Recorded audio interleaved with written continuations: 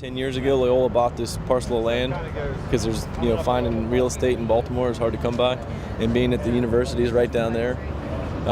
This was a really great location for them. They just had to make it work. This whole complex was built on top of a landfill. Before, it was just an empty site. When you went down 83, it was just piled up with, rocks and trees and debris, and it was just abandoned. So Loyola saw the opportunity, to buy this and build this complex.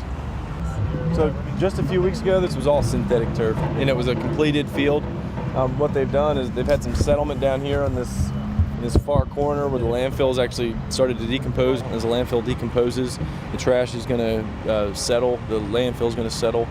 So with the settlement, that creates a problem with their gas collection. It creates a problem with the grade on the field. So the grade, the field's not flat anymore. It actually has a dip. So they've ripped everything up, pulled up the turf, the cover soil. They pulled up our liner, and underneath of our liner was all these gas collection pipes. They draw the methane. The methane comes up from the bottom of the landfill, gets trapped underneath of our liner, and then they use these vacuum lines to suck all the methane out and vent it safely so it doesn't build up underneath the liner. But we've got a really tight schedule, so this field has to be ready to go like mid-August because they have students coming back, ready to play soccer, lacrosse. There's not a lot of people that could support the schedule like we have. So we brought in extra guys, extra equipment. We're committed to working, like I said, 7 days a week. We've already decided when we saw these stadium lights, the first thing we asked is, how late can you let us work? But yeah, see, if you came out like a couple weeks ago, this was all nice and smooth. It was all flat and nice to work with.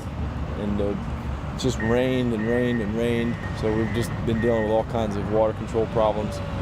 That's not something we're planning to deal with, but it's something we're going to have to work around.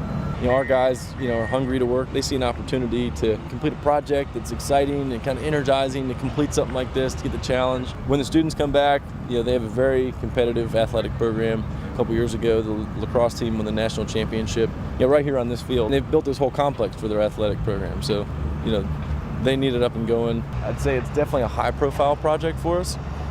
It's close to home, so this is one that we really wanted to do because it feels good to be working, here in Baltimore.